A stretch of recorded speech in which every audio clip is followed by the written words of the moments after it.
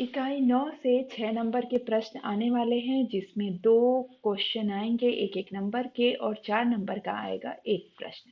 तो आइए हम समझने की कोशिश करते हैं कि संभावित क्या-क्या प्रश्न आपकी परीक्षाओं में पूछे जा सकते हैं। जैसे एक प्रश्न मैंने यहाँ पे लिया है कि भुगतान संतुलन की विशेषताएं लिखिए। बच्चों, 4 नंबर के प्रश्न में बहुत ही कॉन्क्रीट आंसर देना होता है। ऐसे में बिना समय गंवाए और ना ही अधिक शब्दों का उपयोग किए आप सीधे भुगतान संतुलन की विशेषताओं को बताएंगे कि ये एक क्रमबद्ध लेखा रिकॉर्ड होता है, जिसमें देश के आयात निर्यात संबंधी भुगतान प्राप्तियों का क्रमबद्ध लेखा होता है। इसकी एक निश्चित समय अवधि होती है जो प्रायः 1 वर्ष होती है। ये अत्यंत व्यापक होता है क्योंकि इसमें सभी प्रकार की दृश्य और पूंजी मदें, अदृश्य मदें सब कुछ शामिल होती हैं। यह दोहरी अंकन प्रणाली पर आधारित होता है क्योंकि एक ओर भुगतान भी बताया जाता है, दूसरी ओर प्राप्ति भी बताई जाती है। ये खुद ही संतुलित होता रहता है और इसमें कुल प्राप्तियों और भुगतान में अगर अंतर हो जाता है तो इसे समायोजित करने की भी जरूरत पड़ती है।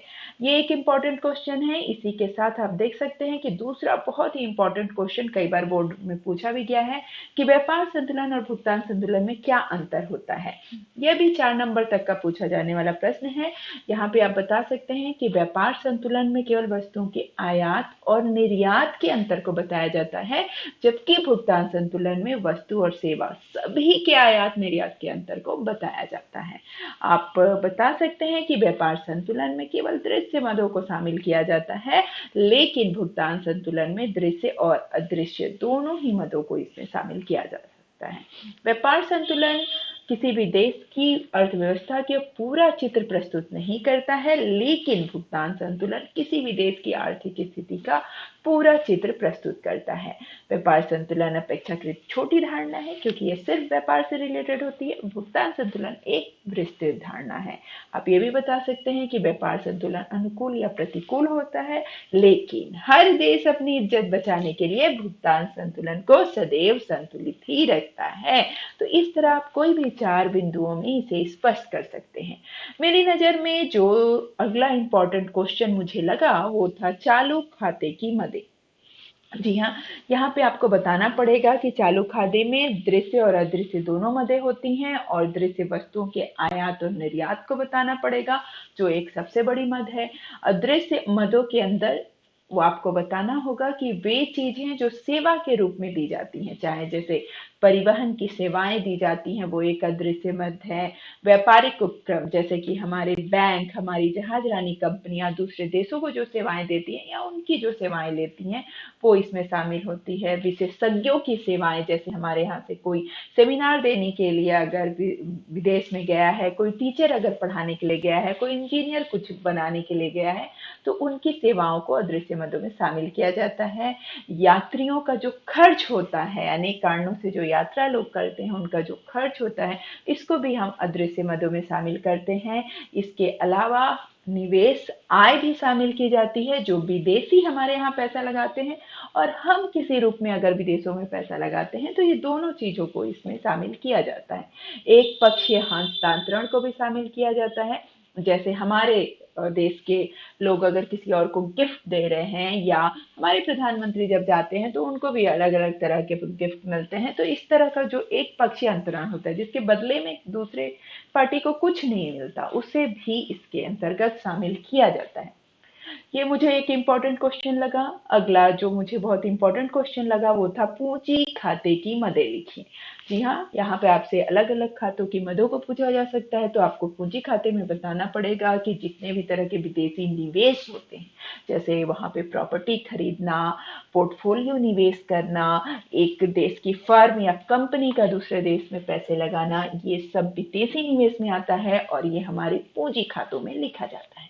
निजी ऋण, जब कोई देश किसी निजी क्षेत्र के द्वारा विदेश को ऋण प्राप्त करता है तो आप उसे भी इसमें शामिल कर सकते हैं। जैसे हमारे यहाँ की कोई जो कंपनी है वो किसी दूसरी कंपनी से ऋण प्राप्त कर रही है तो वो भी इसमें शामिल होगा। बैंकिंग पूंजी का प्रवाह, अब इसे समझिएगा कि बैंकिंग पूंजी जो है एक देश जो कुछ अपना पैसा, अपनी मनी, जैसे हमारा रुपया अमेरिका के बैंक में जा रहा है, अमेरिका का डॉलर हमारे यहाँ आ रहा है, तो ये जो फ्लो हो रहा है इसे भी हम पूंजी खाते में शामिल करते हैं। इसके अलावा सरकारी पूंजी का लेन देन, भाई हम भी तो अमीर हैं, हम भी देते हैं नेपाल को कर्ज, तो उस तरह का अगर हमने ऋण दिया है, किसी से ऋण लिया है, तो वो इसके अंतर्गत दोनों ही चीजें शामिल होंगी।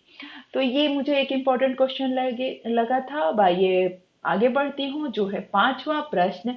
और पांचवा प्रश्न है, भुगतान संतुलन में असंतुलन के क्या क्या कारण हैं। जी हाँ, बहुत कॉमन प्रश्न है लेकिन पूछा जाने वाला है। जैसे भुगतान संतुलन में क्यों असंतुलन हो जाता है, क्यों वो कभी बैलेंस नहीं होता। तो पहला, विकास कार्यक्रम आप लिख सकते हैं। हर देश का विकास कार्यक्रम होता है, उसके कारण अत्यधिक खर्च किया जाता है, इसलिए हम उसे मेंटेन नहीं कर पाते हैं और कभी कभी हमारा भुगतान संतुलन असंतुलित हो जाता है।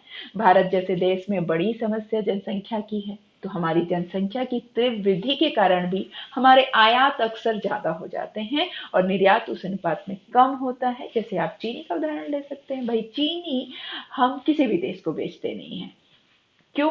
क्योंकि हम बहुत डिमांड है, लेकिन उसके बावजूद हमारी जनसंख्या इतनी ज्यादा है और चीनी खाने वाली जनसंख्या इतनी ज्यादा है कि जिसकी वजह से हम उसे बेचते नहीं हैं और कई बार उसका निर्यात ना होने से हमारा निर्यात कम हो जाता है और भुगतान संतुलन असंतुलित हो जाता है। मुद्रास्फीति, हमारे देश में महंगाई लगातार बढ़ रही है, आप लोग इसे देख रहे हैं, तो मुद्रास्फीति के कारण भी किसी देश का भुगतान संतुलन असंतुलित हो जाता है।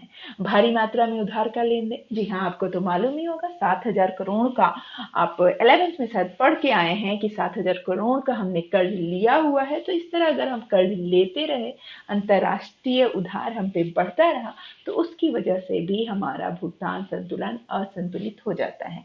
तो इस चैप्टर के इन 5 प्रश्नों को लेकर आज हमारा ये वीडियो था। उम्मीद करती हूँ कि ये वीडियो आपको पसंद आया होगा और इसी तरह इसी चैप्टर के और 5 प्रश्नों को लेकर पार्ट 2, पार्ट 3, पार्ट 4 में मैं आपके पास आती रहूंगी। कैसा लगा कमेंट सेक्शन में जरूर बताइएगा।